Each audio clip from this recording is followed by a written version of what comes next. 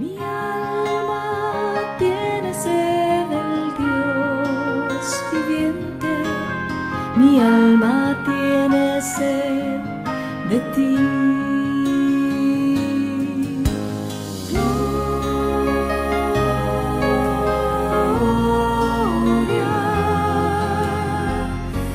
Vamos a ver, yo soy el pan de la vida, así que si tienen su Biblia, ábranlo a Juan capítulo 6. Pero vamos a empezar con el capítulo 5 realmente, así que tengan esos dos capítulos a mano, porque muchas veces en Juan tú no puedes leer un capítulo apartado, así solito, y vas a entenderlo todo. Muchas veces tienes que leer lo que pasó anteriormente, porque él está conectando. Y yo diría que cuando tú empieces en Juan 6, realmente es una unidad con el capítulo 5. Lo que pasó en el capítulo 5 te va a dar el fundamento de lo que va a suceder en el capítulo 6. Vamos a la siguiente imagen. ¿Qué sucedió anteriormente? Un poco de contexto. Para los que se acuerdan de esta escena, Jesús está caminando y ve a un paralítico que está al lado del estanque Betesda. Y él le dice, hay un milagro que sucede ahí, y él le dice, toma tu camilla y anda. Y el hombre es sanado milagrosamente, se levanta, toma su camilla y se empieza a caminar. O sea, es un milagro impresionante. Pero ¿qué pasó? ¿Cuál es el patrón? Los líderes judíos se meten. ¿Por qué se enojan ellos ahora con Jesús? Porque Jesús sana a este hombre en un día sábado. Y la ley de los judíos dice que tú no debes hacer ningún trabajo el día sábado. Y el hecho de que ese hombre tomó su camilla y Jesús lo sanó todo fue en contra de la ley. Jesús rompió la ley. ¿Cómo se te ocurre? Y empieza un argumento entre Jesús y los líderes. Y Jesús se para y se empieza a defender. Y empieza a defender lo que él hizo. Y los empieza a confrontar. Y empieza a defender lo que hizo. ¿Con qué método? Autoidentificándose con Dios mismo. Él empieza a dar su testimonio. Y dice, la igualdad de él con Dios es lo mismo. Y empieza a dar ese argumento en contra de las acusaciones de los líderes judíos. Y hay dos pasajes en particular, si lo pueden ver ahí, los tengo acá en la pantalla también. Jesús les dice en un punto de confrontación, tú estás rompiendo la ley de Moisés, tú estás rompiendo la ley del día sabático, ¿quién te crees tú? Y Jesús está defendiendo que es igual a Dios y él tiene derecho, porque el Padre lo escogió a él y porque él es uno con el Padre, él tiene el derecho de hacer lo que hizo. Y en un momento él les dice, en el versículo 39 del capítulo 5, examináis las escrituras, les dice a ellos, los líderes judíos, examináis las escrituras porque vosotros pensáis que en ellas tenéis vida eterna. Y ellas son las que dan testimonio de mí. Ustedes leen la ley de Dios, que sería el Antiguo Testamento. Ustedes la leen porque creen que si la van a leer van a tener vida eterna. Y ahora me están confrontando diciendo que yo estoy rompiendo la ley. Y yo les digo ahora, si ustedes realmente leyeran, se darían cuenta que la ley que ustedes están leyendo dan testimonio de mí. Aquí está su argumento, la misma ley.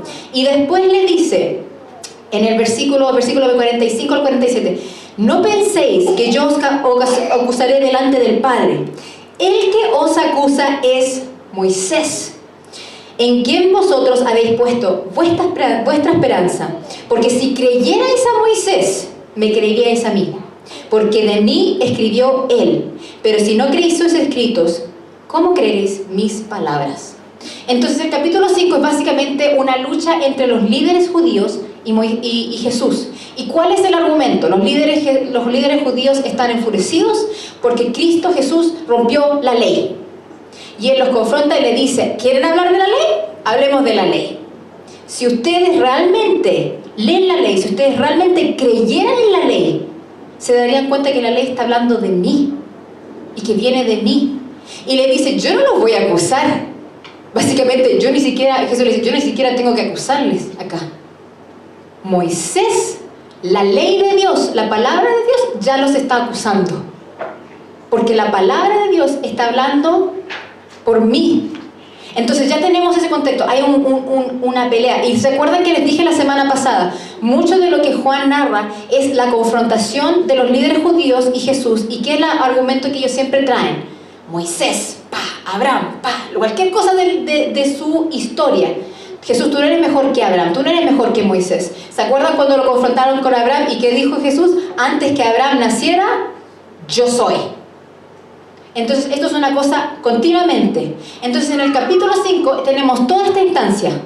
¿Y cuál es el argumento principal que se dan? Las palabras de Dios. ¿De dónde vienen? Las palabras de Dios dan vida eterna. Las palabras de Dios, ¿qué es lo que están diciendo? Y ellos tienen un problema, porque ellos dicen, no, la palabra de Dios dice esto, y tú lo rompiste, Jesús, y tú estás yendo en contra de la ley. Y Jesús le dice, le da vuelta todo el argumento, no, la ley habla de mí.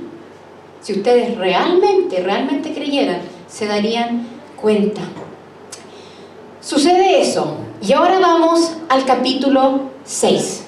Vamos a la siguiente imagen. Entonces, teniendo eso en cuenta, ¿se acuerdan? Teniéndose en cuenta de la confrontación que ya sucedió con respecto a la ley y Moisés.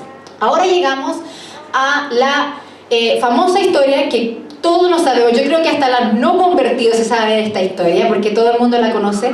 La alimentación de los 5.000. Y esto es muy importante. Como les dije, mucha gente empieza con este capítulo en el capítulo 6, pero hay que ver lo que sucedió en el capítulo 5, y ya lo vimos. Vamos a la siguiente imagen. Juan empieza diciendo, después de esto. Eso simplemente para dar la indicación lo importante que fue esa conversación del capítulo 5. Porque eso te va a dar todo el fundamento de lo que va a suceder ahora en todo el capítulo 6. Y aquí hace una mención de una fiesta ya. Te lo dice al principio. Él menciona la Pascua y dice en el versículo 3 y 4, Jesús subió al monte y se sentó allí con sus discípulos. Y estaba cerca la Pascua, la fiesta de los judíos. La Pascua no es una coincidencia, como digo, todas las fiestas tienen un propósito. Para los que saben, para los que no saben, la Pascua era esa fiesta que fue establecida por el Éxodo, cuando los israelitas salieron de Egipto. ¿Se acuerdan de la última plaga? La última plaga era ¿qué cosa? ¿Quién se acuerda? La muerte del primogénito. Y para que los israelitas se salvaran de esa muerte, tenían que hacer una cosa específica. ¿Se acuerdan de algunas cosas? Estaba la fiesta en particular, la sangre en las puertas.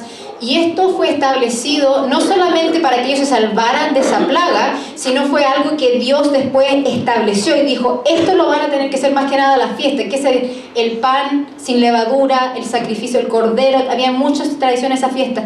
Y era una fiesta para recordar cómo Dios los sacó de Egipto, cómo Dios los salvó de la esclavitud. Y como nosotros sabemos, la Pascua también tiene un simbolismo tremendo para los cristianos hoy en día. La Pascua no es simplemente un evento judío, es una profecía de lo que iba a suceder con Jesús. Y Jesús mismo representa eso, o sea, el sacrificio del Cordero se cumplió en la cruz. Por eso nosotros ya no celebramos la Pascua como lo hacen los judíos, porque se cumplió en la cruz. El Cordero ahí fue sacrificado y nosotros realmente ahí fuimos liberados de la esclavitud por siempre. Y ahí fue ese momento. Entonces, Juan hace mención de esta cosa, de esta fiesta. Dice, estaba cerca de la Pascua. Vamos a la siguiente imagen. ¿Qué es lo importante de esta fiesta? Si se acuerdan bien, como les dije, estaba los específicos de cosas que tenían que hacer, como el pan, el sacrificio del cordero más limpio, la sangre en la puerta, pero también era una fiesta que también celebraba el tiempo en el desierto y lo que debía haber en la provisión de Dios. ¿Y cuál fue una de las provisiones de Dios en el desierto? El maná del cielo. Para los que se acuerdan, los judíos estaban quejando, como creo que muchas veces nosotros hacemos, y en vez de estar complacidos con Dios, empezamos a quejarnos de lo que no tenemos, y Dios les provee maná del cielo como una manera de provisión. Algo interesante de Juan es que él hace mención de la Pascua 3 veces en su evangelio. Lo hace al comienzo de su evangelio, y esta es la segunda vez que lo hace. Interesantemente, la segunda vez que lo hace es la primera de los yo soy. Y la última vez que él menciona la Pascua es el último de los yo soy. O sea, él toma todos los eventos de las declaraciones de Jesús, los encapsula de alguna manera en la fiesta de la Pascua. ¿Por qué? Porque él te quiere llevar a la crucifixión de Jesús. Quiere que tú te acuerdes de eso, que vayas en dirección hacia eso. Y como les dije, la Pascua no es coincidencia, tiene mucho significativo con el Éxodo, la salvación de Israel de los egipcios de la esclavitud y con la provisión de Dios, el maná del cielo. Y eso lo vamos a ver por el mismo texto. Vamos a la siguiente imagen. Una de las cosas del evento de los 5.000, si se acuerdan, ¿qué pasa en los 5.000? Llega Jesús y ahí, conste, son 5.000 hombres, no sabemos cuántas mujeres y niños habían, solamente se incluyen los menos, estamos hablando de muchas personas, más de 10.000, lo más probable. Y Jesús llega y le hace a los discípulos y sucede el milagro, él ora, los 5 panes y los 2 peces se multiplican y él alimenta a todos. Pero hay algo muy significativo de este evento, es algo que este milagro de pan y comida en general tiene mucha asociación con los eventos de los profetas en el Antiguo Testamento. Si se acuerdan, Eliseo y Elías hacen milagros de comida y hasta muchas veces particularmente de pan. Están los jarros de aceite y harina de la viuda, para los que se acuerdan de eso, y también el milagro de pan en el tiempo de hambruna. Ese fue Eliseo, donde alimentó más de, creo que como 100 hombres con pan. Entonces, cuando sucede este milagro de la alimentación de los más de 5.000, hay mucha asociación con lo que sucedió en el Antiguo Testamento, con los profetas. ¿Y cuál es la conclusión del la sección del capítulo 6 de la alimentación de los 5.000? Tiene total conexión con los profetas y con la liberación y la mantención de Israel. ¿Cómo vemos eso? Por la mención de la Pascua. Eso tiene que ver totalmente con la identidad de Israel como pueblo. Fueron sacados de Egipto. Entonces, él hace mención de eso y después habla el evento del milagro de los 5.000, más de 5.000 personas. Y también, como digo, es asociado con los eventos de los profetas. ¿Por qué vemos esto? Por algo que se menciona justo al final de la alimentación de los 5, que creo que mucha gente simplemente lo lee y como que se lo salta. Y es clave para entender qué es lo que sucedió en la alimentación de los 5.000 y por qué fue tan profundo este evento. Vamos a la siguiente imagen. Cuando termina todo eso, ¿qué dice Juan? La gente entonces, al ver la señal que Jesús había hecho, decía: verdaderamente este es el profeta que había de venir al mundo. Por lo que Jesús, dándose cuenta de que iban a venir y llevárselo por la fuerza para hacerle rey, se retiró otra vez al monte él solo. Sucede la alimentación de los 5.000, tremendo milagro, más de 5.000. ¿Y con qué los alimenta? Con pan y peces. Y es muy interesante, vamos a ver cómo Juan hace mención de esos 2 elementos, más que nada de uno. Pero ¿qué es lo que vemos aquí? Como les dije, no es un evento, no es simplemente otro milagro de Jesús. El milagro tiene mucho que ver con lo que los judíos entienden de su identidad y de lo que ellos quieren que suceda con su pueblo. Entonces ven a Jesús, que Jesús los alimenta con pan y hace un milagro. ¿Y qué se acuerdan ellos? Éxodo, el maná. Y ven a Jesús y dicen: acá está, este es el profeta que hemos estado esperando. Y más aún, quieren hacerle rey por fuerza. ¿Por qué? Porque Israel ahora no es un pueblo libre como cuando estaba con el rey David y con toda su esplendor y su fuerza. Es un pueblo que está bajo el gobierno romano. Y como vamos a ir viendo en cada uno de los yo soy, los judíos, Israel tiene ese patrón de estar siempre bajo gobiernos extranjeros, gobiernos a veces crueles. ¿Por qué? Por el plan de Dios. ¿Se acuerdan de la vid? La vid no cumplió su parte, entonces Dios permitió que otros gobiernos llegaran y tomaran poder. Entonces ellos ven esta situación, ven a Jesús y dicen: acá está. No ven a Jesús como Jesús quiere que los vea. Y Él decide, porque Jesús ¿es rey o no es rey? Amén, es rey. Pero no es rey a tu pinta. No es rey con tus cualificaciones, lo que tú decidas que es rey. Y eso es lo que sucedió aquí. Los israelitas, los judíos lo ven y dicen: lo vamos a hacer rey. Pero ellos no están viendo al rey del universo. Están viendo un rey político. Un rey que los va a salvar. Un rey que va a restaurar la nación de Israel. Los va a poner en poder nuevamente y los va a alimentar todos los días. es una visión muy terrenal. Creo que muchas veces nosotros somos así. Nuestra visión es aquí, pequeña, terrenal. Y perdemos el enfoque de que el rey de tu vida, no solamente de dónde vas a estudiar, de dónde vas a trabajar o con qué familia, es el rey del universo y controla todo. Y tú eres simplemente un pequeño detalle de ese tremendo plan. Gracias a Dios estamos en ese plan, pero no eres el centro. Y eso es lo que le pasa a Israel. Ve a Jesús y aquí llega nuestra oportunidad. Aquí vamos a resplandecer nosotros. Y lo quieren hacer rey. Entonces vemos cómo la alimentación de los 5.000 tiene todo que ver con qué. Moisés, el éxodo por la mención de la Pascua y la liberación y la mantención del pueblo de Israel. No es solamente un milagro. Y Jesús ve estas cosas, Jesús sabe y se da cuenta de lo que está sucediendo. Y Jesús no vino para ser un rey político, simplemente para tomar un gobierno político. Por eso, gracias a Dios, viendo para los que han seguido la cosa en Estados Unidos, da igual qué posición eres, Jesús es rey. Da igual qué política, puede ser cualquier gobierno, Jesús es rey. Y eso es lo que Jesús está viendo y dice, no, esto no es una cosa política. Esto no es una visión política. Vamos a la siguiente imagen. Después de la alimentación de los 5.000, ¿qué sucede? Y ya hablamos un poco de esto la semana pasada. Y como les digo, todas estas narraciones están conectadas. Por eso Juan las pone juntas. Jesús se va solo, se aparta solo al monte. Los discípulos toman otra barca porque Jesús los manda y se vayan al otro lado. Se van a la barca y ahí sucede lo de la tormenta y todo. Y ahí sucede nuestra escena que hablamos la semana pasada. Él les dice, está la tormenta, Él está caminando sobre las aguas y le dice, no temáis, yo soy.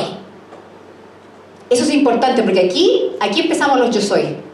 Juan empieza ya con la declaración y ahora te va a dar el primero de los yo soy. Entonces ya te está identificando Jesús con Dios. Y anteriormente, ¿qué querían los israelitas? Un rey político. Y Juan da la vuelta y dice, acá estamos lidiando con el Dios del universo. El que camina sobre las aguas, el que controla las aguas. Aquí está. Entonces ya tenemos esta escena. Y como les digo, esta escena también tiene mucho que ver, ya tenemos un patrón. Vimos lo de la alimentación, la Pascua, el Éxodo. ¿Qué nos hace pensar esta escena? Cuando Dios mismo parte las aguas, ¿sí o no? Jesús camina sobre las aguas ahora. Juan quiere que tú veas que la persona con la que tú estás lidiando aquí, el hombre que tú estás leyendo, no es cualquier hombre, es Dios. Y lo dice, yo soy, es Dios. Ahora, teniendo todo esto que vimos del capítulo 5, el argumento de Jesús con los líderes sobre que Moisés, la ley, tú no obedeces la ley de Dios que nos dio Moisés, y después vamos a la alimentación de los 5.000, y ahora quieren hacerlo rey y profeta, porque quieren ser alimentados con maná por siempre, y ahora por fin viene la restauración de ellos, y después llega esta escena, y Jesús se declara a sus discípulos, y les dice, yo soy. Ahora recién vamos a ver el yo soy el pan. Y ahora tienen todo eso en la mente, podemos entender a qué se refiere Jesús cuando dice yo soy el pan de la vida. Si tienen sus Biblias, y lo voy a tener en la pantalla, Juan capítulo 6, empezamos con el versículo 22. Esto fue después de la tormenta y la declaración yo soy. Al día siguiente, la multitud que había quedado al otro lado del mar, esta es la multitud que había sido alimentada, estamos hablando de muchas personas, se dio cuenta de que allí no había más que una barca y que Jesús no había entrado en ella con sus discípulos, sino que sus discípulos habían ido solos. Vinieron otras barcas de Tiberias cerca del lugar donde habían comido el pan. Interesante que no menciona los peces, él se enfoca en el pan, te va a llevar para allá. Después de que el Señor había dado gracias.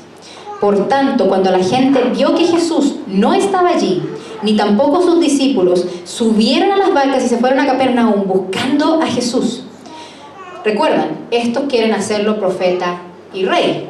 Tienen un plan ellos vienen con una agenda, ya están listos para cumplir su plan. Cuando le hallaron al otro lado del mar, le dijeron, Rabí, ¿cuándo llegaste acá?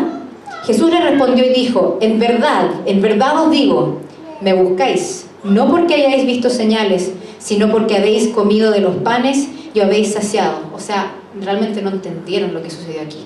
Ustedes me buscan, pero no están entendiendo lo que está sucediendo aquí. Siguiente imagen. Sigue Jesús. Trabajad no por el alimento que perece, sino por el alimento que permanece para vida eterna. ¿Se acuerdan el argumento con los líderes judíos? Ellos leen la ley para tener vida eterna. Y Él les dice, trabajad no por el alimento que perece, sino por el alimento que permanece para vida eterna, el cual el Hijo del Hombre os dará, porque a este es a quien el Padre, Dios, ha marcado con su sello. Entonces le dijeron, ¿qué debemos hacer para poner en práctica las obras de Dios? Respondió Jesús y les dijo, esta es la obra de Dios, que creáis en el que Él ha enviado. Le dijeron entonces, ¿qué pues haces tú como señal para que veamos y te creamos? ¿Qué obra haces?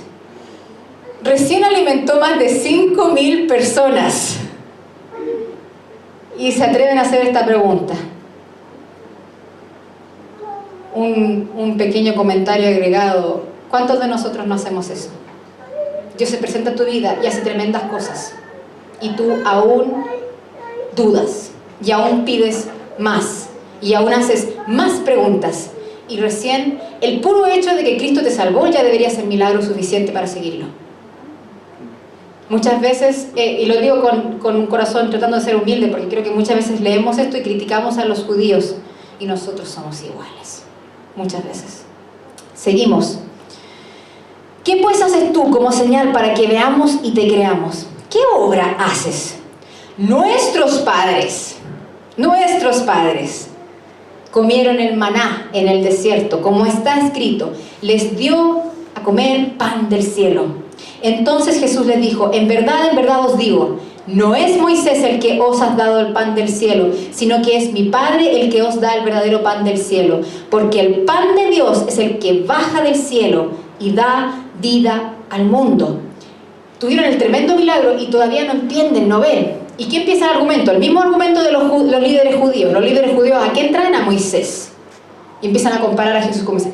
Ahora la gente empieza a comparar a Jesús con Moisés. ¿Por qué? Porque quieren verificar. Porque ellos tienen un plan. Ellos quieren restaurar su nación. Y aquí ven a un hombre que está haciendo un milagro, que está asociado con los profetas del Antiguo Testamento. Aquí puede resultar algo. Y en vez de entender lo que Cristo está haciendo, empiezan a pedirle más señales para que ellos puedan confirmar y hacer su plan. Y es interesante porque sacan a Moisés, dicen nuestros padres, y dicen Moisés nos dio el pan. ¿Fue Moisés quien les dio el pan? Fue Dios, el yo soy. El yo soy les dio el pan. Elevaron su identidad nacionalística a tal punto que se olvidaron hasta del yo soy. Y Jesús los confronta y les dice, no fue Moisés, mi Padre les dio. A veces pensamos que las cosas que tenemos son porque, no sé, la familia nos dio, el gobierno nos dio, la educación. El Padre te los dio. Que nunca se nos olvide que viene del Padre. Del Padre. Y Él los confronta. Y Él ve lo que está sucediendo. Ellos quieren la señal, ellos quieren ser alimentados, tienen un plan. Y Jesús dice, no, ustedes no están ni siquiera entendiendo su propio pasado, su propia historia. Seguimos. Y aquí viene nuestro yo soy, teniendo eso. Entonces le dijeron, Señor, danos siempre este pan. Aliméntanos siempre con este pan del que tú hablas, porque nos vas a restaurar. Queremos que seas tú. ¿Y qué dice Jesús? Ahora llega. Jesús les dijo, yo soy el pan de la vida. El que viene a mí nunca no tendrá hambre. Y el que cree en mí nunca tendrá sed. Pero ya os dije que aunque me habéis visto, no creéis. Todo lo que el Padre me da vendrá a mí, y el que viene a mí de ningún modo lo echaré fuera. ¿Se acuerdan del riesgo de la expulsión de la sinagoga? Jesús aquí está tomando todo lo que ellos entienden, dando vuelta. El que viene a Jesús, nadie lo echa. Nadie lo echa. Porque he descendido del cielo, no para hacer mi voluntad, sino la voluntad del que me envió. Y esta es la voluntad del que me envió, que de todo lo que Él me ha dado, yo no pierda nada, sino que lo resucite en el día final. Porque esta es la voluntad de mi Padre, que todo aquel que ve el Hijo y crea en Él tenga vida eterna, y yo mismo lo resucitaré en el día final. Ahí tenemos todo nuestro contexto del yo soy el pan de la vida. Está la confrontación con los líderes. ¿Y cuál es el argumento? Tú no obedeces la ley. Moisés nos dio la ley. ¿Qué tú estás rompiendo? Y le dice, ¿ustedes realmente creyeran lo que Moisés está diciendo? ¿Creerían en mí? Después llega la alimentación. Y ellos quieren hacerlo rey, quieren su propio plan. Y él los confronta y... Si ustedes realmente quieren pan, yo soy el pan. Y aún no entienden ellos. Están, pero danos este pan. ¿Por qué? Porque ellos quieren ser restaurados como una nación. Y Jesús les cambia y dice, no. Si quieren pan, nunca van a morir. Ahora, Jesús no está hablando literalmente de que no van a ser inmortales por el resto de sus vidas. Porque es el mismo lo que Juan está haciendo. Te está llevando ¿a qué? A la resurrección de Cristo. Porque en la resurrección de Cristo, nosotros ahora tenemos la oportunidad de esa misma resurrección. A pesar de que nuestros cuerpos físicos mueran algún día, va a llegar un día en que todos vamos a ser resucitados. Va a llegar un día. Y eso es lo que Jesús está hablando. ¿Ven la visión pequeña que tienen los que están alrededor de Jesús? Y Jesús empieza a expandirla. Él le dice, no entienden, ustedes no entienden. Esta cosa es más grande. Esta cosa va más allá de tus intereses, de lo que tú quieres. Y él ahí dice, yo soy el pan de la vida. Ahora, ¿a qué se refiere? ¿Qué es el pan? Como vimos, la vid verdadera es Israel verdadero. Todos los yo soy tienen un significativo importante. Tomando todo lo que vimos y el argumento y la cosa que más se repita, vamos a la siguiente imagen. Jesús acá se está identificando con la ley de Dios. La Torá, así le dicen los judíos a la ley de Dios del Antiguo Testamento, los profetas. Entonces cuando Jesús dice, yo soy el pan de la vida, básicamente está diciendo, yo soy la ley. Yo soy la palabra de Dios. Y eso es tremendo. ¿Por qué? Porque la palabra de Dios fue dada a los israelitas para guiarlos, para mostrarles el camino, para mostrarles quién es Dios. Y Jesús ahora toma esa identificación y dice, yo soy eso. Ustedes quieren confrontarme a mí con la ley. Yo soy la ley. Ustedes quieren confrontarme a mí con Moisés. Moisés habló de mí. Yo soy el cumplimiento de las palabras de Moisés. Todo lo que los profetas dijeron, cuando hablamos de la ley, siempre está asociado con los profetas. Y como ya vimos, todo este texto del capítulo 5 y 6, ¿con qué tiene asociación? Con Moisés, con la palabra de Dios, la ley, y con los israelitas. Y él le dice, todo lo que los profetas hablaron, yo soy el cumplimiento. Yo. Ustedes están buscando afuera, aquí está, yo. Ustedes me quieren atacar con la ley, decir que yo no puedo sanar en un día sabático porque la ley no lo permite. Adivina qué, yo soy la ley. Yo decido. Yo decido porque yo soy la ley de Dios. ¿Cómo sabemos esto también? Sigamos con el pasaje, vamos a la siguiente escena. Cuando sucede eso y le hace esa declaración, empieza la confrontación nuevamente con los judíos. Por eso los judíos murmuraban de él, porque había dicho, yo soy el pan que descendió del cielo. Y decían, ¿no es este Jesús, el hijo de José, cuyo padre y madre nosotros conocemos? ¿Cómo es que ahora dice, yo he descendido del cielo? Respondió Jesús y les dijo, no murmuréis entre vosotros. ¿Cuántos de nosotros somos buenos para copuchar al lado y no decimos las cosas a la cara? Les digo, somos mucho más similares a los judíos muchas veces. Ojalá que esta sea una lección para nosotros. Jesús los confronta, no los deja hablar, los confronta. No murmuréis entre vosotros. Nadie puede venir a mí si no lo trae el Padre que me envió. Y yo lo resucitaré en el día final. ¿Se acuerdan lo que les dije? Ustedes leen la ley para tener vida eterna. Adivina qué, yo soy la ley, yo doy la vida eterna. Escrito está en los profetas, y todos serán enseñados por Dios. ¿A qué se está refiriendo ahí Jesús? Está haciendo referencia a un pasaje de Jeremías 31, que muchos de ustedes se van a recordar cuando lo diga. Dice, la ley ahora estará escrita en sus corazones. Y es una profecía muy linda donde Dios habla de que esta ley externa, esta ley que de alguna manera hasta los acusaba, porque no podían llegar a la medida de esta ley, ahora va a estar escrita adentro. Está siendo una profecía del Espíritu Santo que va a venir. El Espíritu Santo que va a morar dentro de ti y hace la palabra de Dios viva adentro de ti. Eso es lo que se está refiriendo. Dice, escrito está en los profetas y todos serán enseñados por Dios. Todo el que ha oído y aprendido del Padre viene a mí. Si tú realmente entendiste lo que Moisés habló, tú vendrías a mí. No es que alguien haya visto al Padre, sino aquel que viene de Dios, este ha visto al Padre. Él vio, Jesús es el único que ha visto al Padre. En verdad os digo, el que cree, tiene vida eterna. El que cree en mí, la ley, hecha en carne, tiene vida eterna. Yo soy el pan de la vida, lo repite. Siempre que hay repetición hay que poner atención. Yo soy el pan de la vida. Vuestros padres comieron el maná en el desierto y murieron. Este es el pan que desciende del cielo, para que el que coma de él no muera. Yo soy el pan vivo que descendió del cielo. Si alguno come de este pan, vivirá para siempre. Y el pan que yo también daré por la vida del mundo es mi carne. Entonces lo que él está presentando aquí, le dice, ustedes quieren sacarme a sus padres, a los padres del Antiguo Testamento, a Moisés, a Abraham. Ellos comieron del pan del desierto, y es un poco más, ellos siguieron la ley, pero murieron. Ahora viene el cumplimiento, y todo lo que la ley habla, y todo lo que la ley profetizaba, se hace real ahora en carne, y dice, el pan que yo también daré por la vida del mundo es mi carne.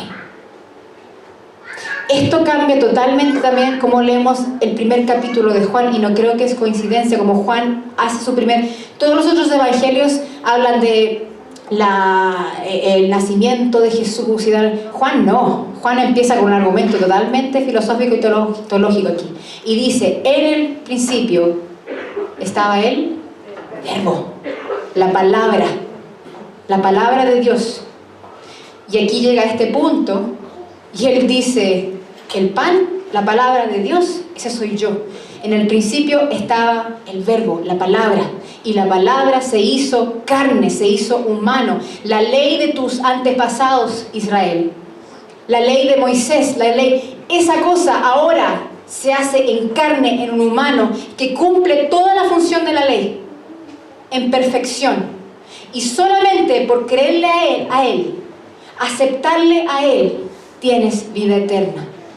Tú quieres seguir con tus leyes, quieres tomar la ley y hacerla externa, aparte, y seguir un libro de reglas, y hasta lo quieres hacer en contra porque ahí están los enfermos y tu ley no los ayuda.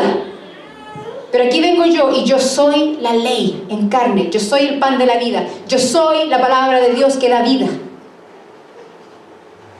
Y podemos ver esto no solamente por el contexto que hemos visto ahora, no es solamente entendiendo que cuando él dice el pan soy la ley, la Torá, por lo que hemos visto, sino que hay otros documentos judíos que nos afirman esta cosa. Hay muchos documentos judíos que no son inspirados, no quiero que eso quede claro, no son documentos que nosotros los vemos como algo inspirado por Dios, pero sí nos ayudan mucho a ver cómo se entiende la mentalidad judía. Uno de los textos es el libro de sabiduría Sirach. Este libro fue escrito como unos 200 años de Jesús. Es muy similar al libro de Proverbios. Como les digo, no es un libro inspirado, pero sí es usado por los judíos. Y la verdad es que no hay nada malo ahí adentro. Uno lo lee, hay muchas cosas lindas que hablan de Dios. Es como los libros de los Proverbios. Y ahí dice en el capítulo, si no me equivoco, el 3, dice, esta es la suerte del que teme al Señor. El que se da a la ley obtendrá la sabiduría. Lo alimentará con el pan de la inteligencia. Es la misma situación cuando él dice, yo soy la vid verdadera. Eso no es como que quedaron, ¿a qué se refiere con vid? Ellos inmediatamente asociaron Israel. Aquí le dice, yo soy el pan de la vida. Los líderes judíos sabían exactamente a lo que él se estaba refiriendo. Y otro documento es Segunda de Baruch, que estuvo escrito hace unos 100, 200 años, pero te muestra la mentalidad porque es como inspirado por lo que pasó en el tiempo de Jeremías. Y ahí se habla de la señal de la inauguración del reino mesiánico para el judío, cuando vendría el Mesías. Una de las señales sería una abundancia de maná que caería del cielo para alimentar a su pueblo.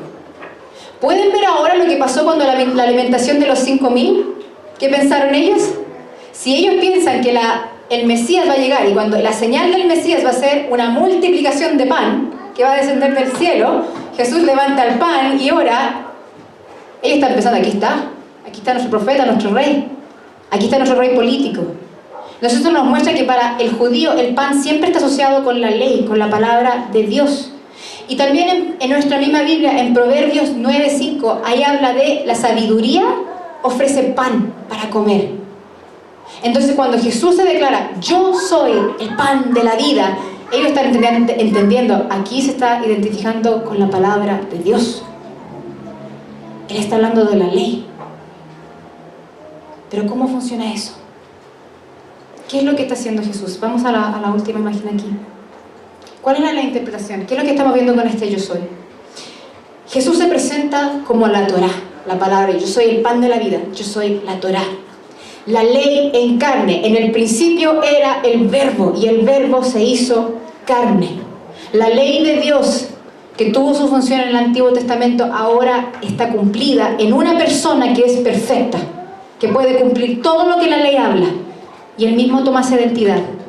Él es el cumplimiento del aspecto profético de la palabra de Dios. Todas las profecías se cumplen en él, y es el cumplimiento de las profecías específicas de Moisés, de lo que Moisés hablaba, porque Moisés representa la ley para el judío, y ahora en él se cumple todo. Y Jesús usa esta imagen del pan, del yo soy. Ya se declara como Dios, diciendo yo soy Dios. Pero no solamente dice yo soy la ley, y lo usa para corregir la mentalidad del pueblo y revelar los planes de Dios. Él no vino para restaurar una nación por un propósito nacionalista, sino para confirmar una comunidad nueva, una comunidad que Él dice que come de la carne de Él y bebe la sangre de Él. Esa comunidad tiene vida eterna, y esa comunidad es la que va a ser resucitada al día final. Por eso hacemos Santa Cena, para recordar la palabra que se hizo carne y que fue crucificada. Ahí el cumplimiento, la perfección de la ley, ahí estuvo. Y Jesús toma esa imagen y se la vuelve. Yo soy eso. Ustedes quieren seguir algo externo, ustedes están preocupados de su identidad. Yo soy esa ley. En mí se cumple. Por eso tengo derecho de sanar el día sabático. Por eso he venido, para que tengan vida eterna. Ustedes quieren insistir en la ley, yo vengo a cumplirla para que ustedes tengan vida eterna. Por eso es terrible hoy en día cuando los cristianos quieren seguir bajo la ley, porque rechazan la crucifixión de Cristo y el cumplimiento de lo que eso es. Por eso es terrible cuando nosotros mismos decimos, es que mis pecados son muchos y no sé, es que no puedo, es que no sé, acepté a Cristo, pero no, es que yo soy muy pecador y no puedo. Estás rechazando lo que se cumplió. La ley se cumplió en Jesús. Tú no puedes impresionar a Dios. La ley ya se cumplió en Cristo. Si tú quieres buscar el favor de Dios, entonces sigue a la ley que es Cristo. Sigue a esa persona. ¿Y qué dice Él? Va a llegar un día en que la ley va a habitar adentro de los corazones. Cuando decimos que la palabra de Dios está viva, es porque Cristo está vivo. Por eso. No es porque es algo mágico o es algo que simplemente, no sé, tú abres y apuntas y uy, el mensaje de Dios para tu día. Si quieren hacer eso, es problema de ustedes. En una vez, Dios siempre habla, yo creo. Siempre habla, en su misericordia. Pero es más que eso. Por eso es sagrado. No porque es un libro mágico, sino porque Cristo vive. Amén. Y Cristo es la palabra de Dios hecha carne. Y en Él se cumple todo lo que la palabra de Dios habla. Y Él es el cumplimiento de eso. No tú, no yo. Él es. Y lo que nos queda a nosotros hacer es creer en Él. Seguirle a Él. Porque en Él se cumple todo. Y así cuando leemos la palabra de Dios, ahora la entendemos. ¿Por qué? Porque la palabra de Dios se hizo carne y ahora la palabra de Dios habita en nuestros corazones. La ley de Dios habita en nuestros corazones por medio del Espíritu. Y se hace real. Jesús toma la idea de la ley, la Torá, y lo lleva a una extremidad total. El judío, la ley era sagrada, claro, pero era casi como una cosa externa. Jesús siempre hace eso, toma algo y lo hace aún más extremo. Y ahora dice, no, la ley ha llegado y se ha hecho carne y ahora va a vivir adentro de ustedes en sus corazones, pero solo si creen en mí. Dejen de tener una mentalidad tan pequeña, dejen de seguir insistiendo con su restauración nacionalística. El pan vino para dar vida eterna, para una resurrección. Y como les dije, por eso no es coincidencia que Israel quiso hacerlo rey y profeta, porque ellos no están viendo la visión. Y Jesús está diciendo, este plan es más grande. Y eso lo vamos a ir viendo con cada yo soy. El plan es más grande, la visión es más grande. Y tú eres simplemente una parte, déjenme que saber una parte. Después de ese evento, si se acuerdan bien, empieza más conversación y Jesús empieza a hablar del pan que es su carne. Y el que coma de esta carne tendrá vida y él bebe mi sangre. Y esa idea espanta a muchos. Juan mismo lo dice que muchos que lo estaban siguiendo, a ese punto, dicen ya no puedo más, no entiendo qué es lo que está hablando. Esto es mucho ya, que esto de la ley. ¿Por qué es tan fuerte esto? Porque el judío, para permanecer en comunidad con Dios, para estar en buena relación con Dios, tú tienes que seguir la ley. Si no sigues la ley, estás yendo en contra de Dios. Ellos escuchan a Dios, a Jesús decir, yo soy la ley. ¿Qué es lo que están pensando los líderes judíos? Este quiere desviar al pueblo, quiere apartarlos de la ley. No estoy de acuerdo con los líderes judíos, pero de alguna manera puedo entender por qué le hicieron tanto la contra. Porque Jesús estaba predicando algo muy radical, muy diferente de lo que ellos creían. Y ese mensaje es el mismo de hoy. Es radical. Si tú quieres aceptar a Cristo, tu vida va a seguir igual y no va a haber cambio. Estás loco. Y vas a averiguar muy rápidamente que no es fácil. No es fácil. Si tú le dices sí a Jesús, le dices sí a una vida radical. Y va a cambiar todo lo que tú crees en tu mente. Todo lo que tú pensaste que era, Cristo te lo va a cambiar. Y lo va a hacer a su manera, porque la ley, la palabra de Dios se hizo carne. Y si tú quieres aceptarlo, va a vivir adentro de ti. Y esa ley adentro de tu corazón, por medio del Espíritu de Dios, te va a transformar. Y va a renovar tu mente y cambiarla y transformarla. Y tu vida va a ser radical. Entonces, muchos que escucharon esta palabra, y Juan lo dice, se van. Abandonan a Jesús. Es mucho. No puedo. Esto es muy loco. Requiere mucho sacrificio. Si lo sigo, si acepto que él dice eso, están los líderes judíos y me van a ver, me van a expulsar. No puedo. Y muchos se apartaron. Y es en ese minuto que ahí Jesús mira y estaba toda una multitud y ya no es tan grande la multitud. Los que querían hacerlo rey, profeta, ya se fueron porque el plan no era su pinta. Si tú te apartas de Cristo porque el plan de Cristo no era tu pinta, vas a sufrir mucho. Vas a sufrir mucho. Y muchos se apartaron. Y es en ese momento que Jesús mira, ya no hay muchos, quedan poquitos. Mira a sus discípulos y les dice, ¿acaso quieren irse también ustedes? ¿Quieren abandonarme? ¿Quieren irse? Y ahí es donde Pedro, que es como nosotros, que de repente una vez a la mil la chunta. Y ahí es donde Pedro les dice, Señor, ¿a quién iremos? ¿A quién? Si solo tú tienes palabras de vida eterna. Y nosotros hemos creído y conocido que tú eres el Santo de Dios. Pedro todavía no entiende lo que está... Pedro no tiene la visión grande todavía. Él todavía no capta lo que está pasando, pero sí puede entender algo. La ley, él lo ve en Cristo. Y dice, Señor, ¿a quién? ¿A dónde más vamos a ir? ¿A quién? Solo tú tienes palabras de vida eterna. Tú eres el pan de la vida. Solo en ti tenemos vida eterna. Yo no sé qué dificultad tú tienes hoy. Quizás no es grande, quizás es tremendo. Pero si estás buscando en otros lados, adivina qué, no vas a encontrar nada.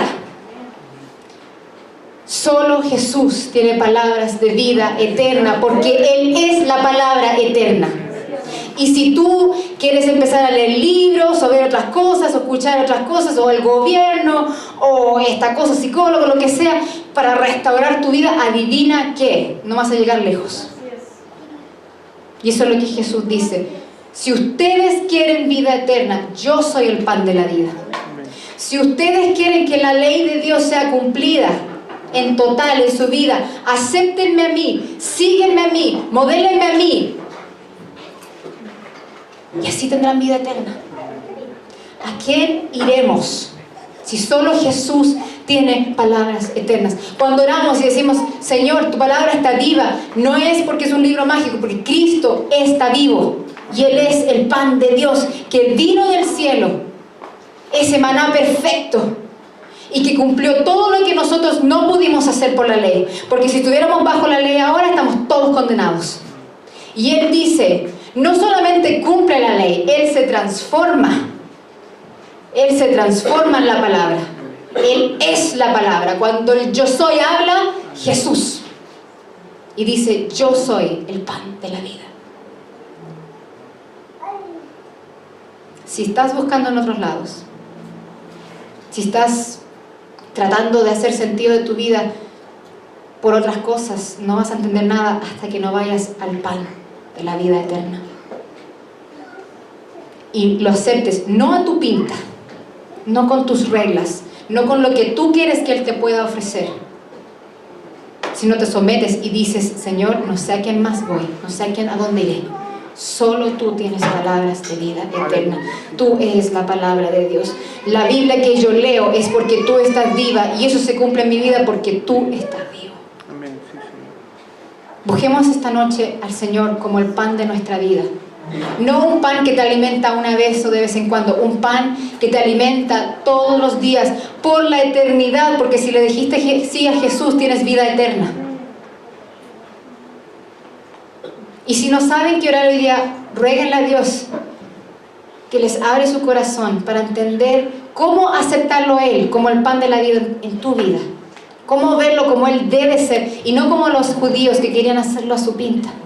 Si estás pasando quizás por una dificultad o quizás quieres algo en tu vida y no sabes cómo, empieza a orar y dice, Señor, solo tú eres el pan. No tengo respuesta para nada más, solo sé que tú eres el pan, que la palabra de Dios eres tú y en ti se cumple. Y la única respuesta que necesito es tu persona en mi vida. Nada más. Oremos al Señor. Señor, te damos tantas gracias. Te damos tantas gracias porque en ti la ley se cumplió. Te damos gracias, Padre, porque eso es una señal de tu misericordia.